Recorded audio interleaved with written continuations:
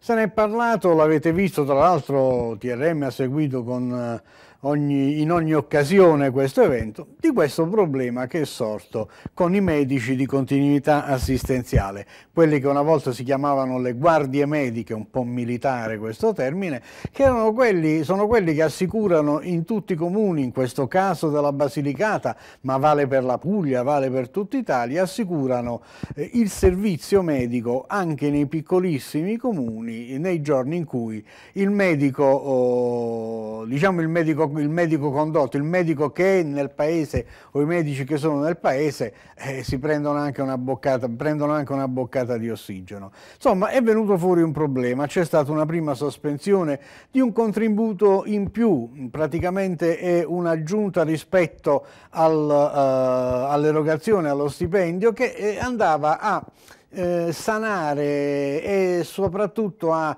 fare in modo da far fronte alle spese accessorie, quelle della macchina, una sorta di indennità di rischio, perché i medici di continuità assistenziale non è che vivano delle situazioni bellissime, non sempre gli ambienti sono come devono essere, ma poi anche pericolo di violenze ce ne sono state, fisiche, ma anche pericolo di stupri per le dottoresse in particolare.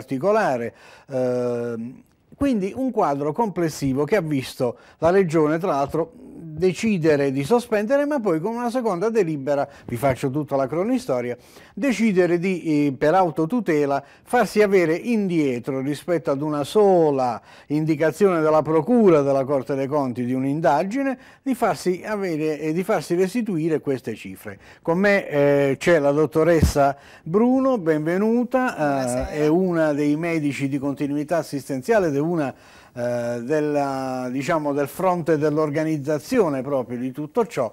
Insomma, è stata una settimana abbastanza tesa, quella scorsa sostanzialmente. Ci sono stati incontri, riunioni, anche una manifestazione, stiamo vedendo anche le immagini in questo momento, una manifestazione di medici con tanto di camice. Perché, insomma?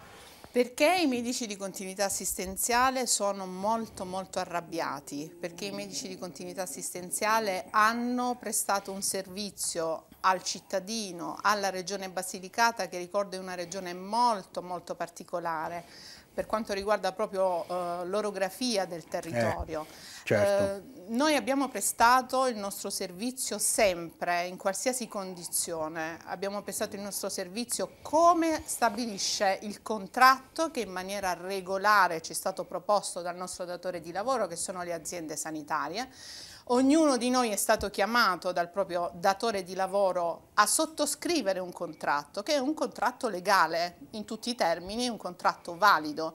Questo contratto mi diceva: tu farai il medico di continuità assistenziale, quindi lavorerai di notte nei prefestivi e nei festivi, avrai dei disagi, perché ce li avrai, e questo dice il contratto, e a fronte di questi disagi la Regione Basilicata, con un accordo che è l'accordo integrativo regionale, andava ad integrare quello che è il compenso stabilito dall'accordo collettivo nazionale.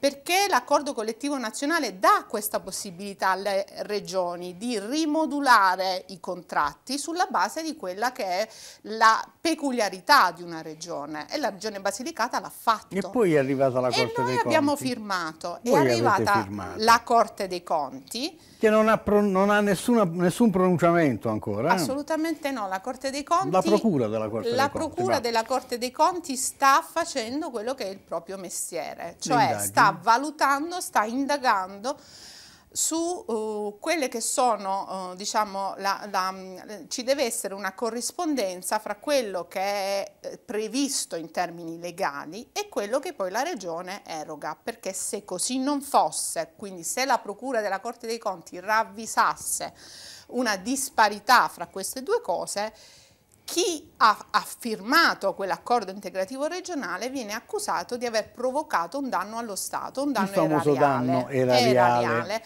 per cui coloro i quali hanno commesso questo errore, che per il momento sono gli unici chiamati dalla Corte, che avrebbero commesso, perché ancora non lo sappiamo, perché Chiaramente se lei me lo chiede, chi ha firmato l'accordo integrativo regionale non ha commesso alcun tipo di errore, se non quello di non aver specificato, fra virgolette, meglio, non bene, perché quelle indennità sono state specificate bene, forse andavano articolate un po' meglio, però non sono sbagliate, perché le indennità che ci vengono contestate sono l'indennità di rischio, e io sfido chiunque a dimostrare che il medico di continuità assistenziale non metta a rischio la propria incolumità ogni volta che va a lavorare. Ci viene contestata l'indennità usurauto, perché? Io sfido chiunque a prendere la propria auto e a raggiungere paesi di montagna, i paesini, i piccoli centri di montagna e del Materano, ma molto di più di quelli di Potenza, e a non trovare interi tratti che sono sterrati.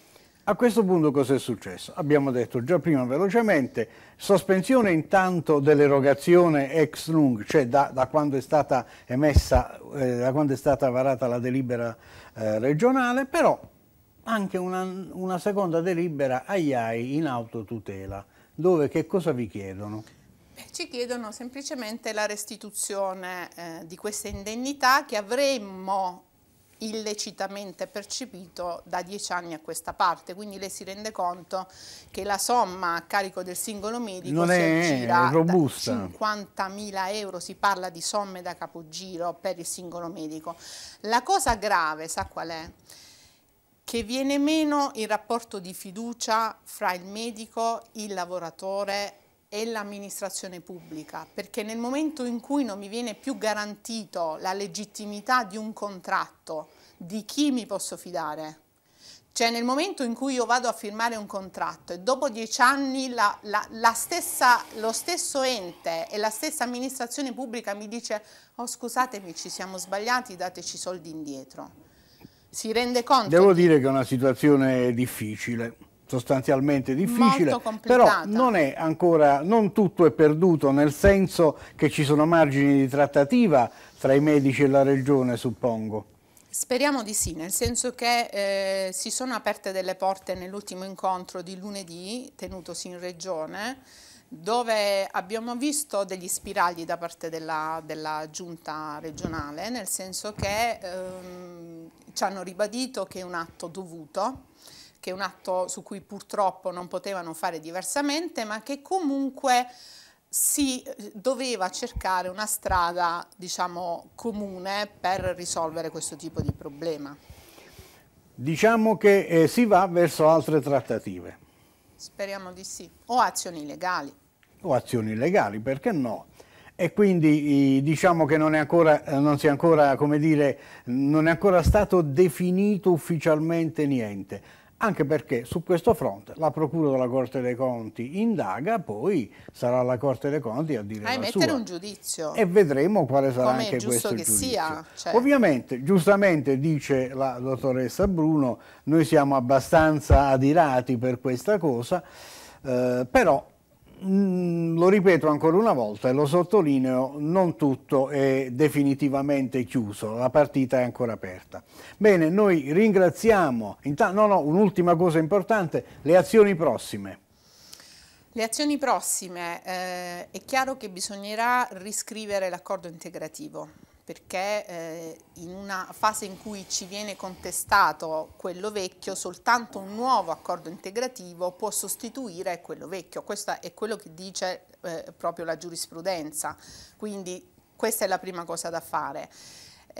Bisogna valutare e quindi fare delle azioni legali, quindi ci siamo dovuti rivolgere di tasca nostra, quindi oltre al danno, la beffa, quindi ogni medico di continuità assistenziale ha dovuto pagare il legale, che avvierà un ricorso al giudice del lavoro. Ecco, e anche questo, tra l'altro, anche questo era auspicato da quello che si legge all'interno dei resoconti di stampa dalla Regione. Ma guardi, questa cosa noi purtroppo la sapevamo già dalla prima delibera, che la competenza era del giudice del lavoro, non è stata la Regione a illuminarci e su questo ci tengo a devo dire che ha accondisceso dicendo muovetevi, sì, perché ha condiviso la strada che sapevamo già che dovevamo intraprendere. Possiamo impugnare il provvedimento, eccetera eccetera.